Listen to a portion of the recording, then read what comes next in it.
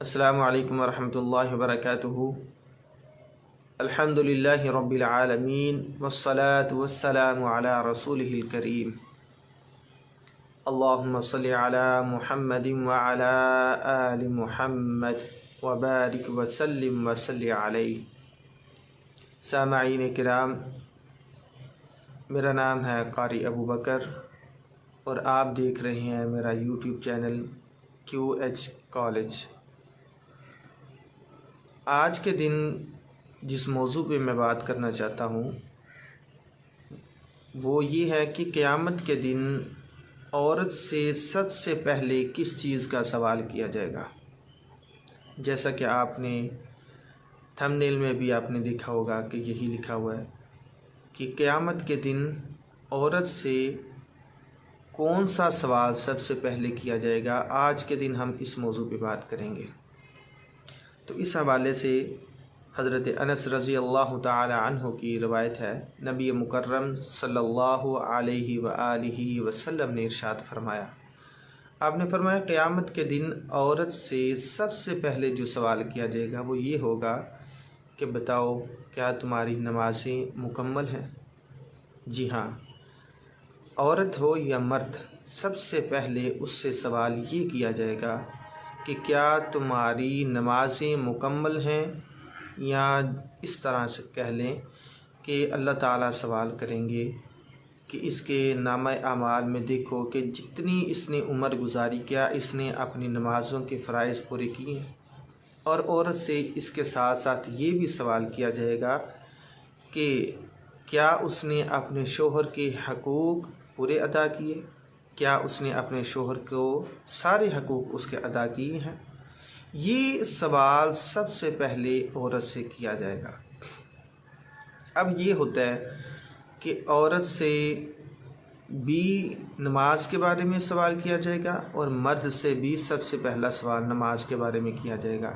एक और हदीस के अंदर आता है, अल्लाह के नबी सल्लल्लाहु अलैहि वसल्लम ने फरमाया कि क़यामत के दिन इंसान का नामा आमाल जब खोला जाएगा, वो दिन कि जो 50,000 साल का एक बड़ा दिन होगा, जज़ा और सज़ा के फ़ैसले किए जाएंगे, जिसके अंदर किसी के साथ कोई जुल्म नहीं किया जाएगा। उस दिन सबसे पहले इंसान के नामा आमाल के अंदर जो चीज़ देखी जाएगी, जिसका सवाल किया जाएगा, वो नमाज होगी। और जब नमाज के बारे में सवाल किया जाएगा और नमाज़ें मुकम्मल होंगी तो फिर उससे दूसरे सवालात किए जाएंगे कि क्या उसने सदका व ज़कात उसने कितना किया, या उसने रोज़े मुकम्मल रखे, या उसने ज़कातें अदा की, या उसने हज किया, और क्या उसने हकूक़ुल इबाद किए, दूसरे फ़राइज़ दूसरी चीज़ें बाद में सारी देखी जाएंगी। सबसे पहले नमाज का सवाल किया जाएगा।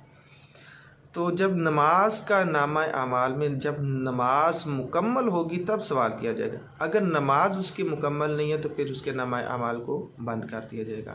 अब हमारी मुआशरे के अंदर हमारी माएँ बहनें इस हवाले से बहुत ज़्यादा कमियों और कोताहियों का शिकार है। अक्सर देखने को सुनने को ये मिलता है कि जी वो बच्चे ने पेशाब किया हुआ था तो मेरे कपड़े ख़राब हो गए, या कोई और बहाना तलाश कर लिया जाता है। क़यामत के दिन ये बहाने किसी किस्म के इंसान के काम नहीं आने वाले, मर्द हो या औरत। क़यामत के दिन उसके जो नमाज के फ़राइज़ के आड़े जो हम यहाँ दुनिया में बहाने लगा लेते हैं, ये क़यामत के दिन किसी काम नहीं आएंगे। तो इसलिए हमें चाहिए कि हम अपने बच्चों की तरबियत शुरू से ही करें, बेटी हो या बेटा, शुरू से ही पहले दिन से ही उसको सिखाएं, नमाज की पाबंदी करवाएं, उसको नमाज छोड़ने पे थोड़ी सज़ा दें ताकि वो पाबंद हो जाए कि मैंने नमाज ज़रूर पढ़नी है, ताकि अगले घर जब बेटियां चली जाएं तब भी वो नमाज़ों की अच्छे तरह से मुकम्मल जो है वो पाबंदी करें और कोई बहाना उनको लगाने की ज़रूरत ना पड़े। बल्कि यहाँ तक कि अगर उनको पता हो कि अगर बच्चे ने पेशाब कर दिया है, मैंने कपड़े चेंज करने हैं, मैंने फ़ौरन नमाज़ पढ़नी है, नमाज का वक़्त निकलता जा रहा है, ये सारी चीज़ों की ख़ुद उन्हें फ़िक्र हो। तो ये हमारा आज का टॉपिक था। क़यामत के दिन अल्लाह ताला सबसे पहले औरत से यही सवाल करेंगे कि क्या तुम्हारी नमाज़ें मुकम्मल है, क्या तुमने अपनी नमाज़ों के फ़राइज़ पूरे किए। और इसके साथ साथ सवाल किया जाएगा कि क्या तुमने अपने शोहर की अच्छे तरह से खिदमत की, क्या उसके हकूक़ पूरे किए।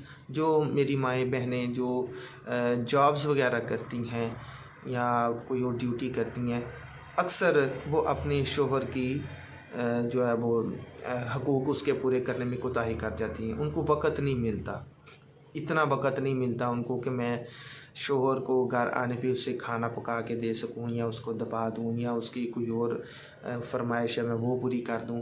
जो भी जो है घर में आने पे कोई चीज़ उसको चाहिए वो मैं बना दूँ। अगर वो बीमार है मैं उसको खाना, कोई बीमारों वाला कोई खाना उसे बना दूँ या उसे मेडिसिन पूछूँ या कोई और चीज़ पूछूँ। इन चीज़ों का उसके पास वक़्त नहीं होता।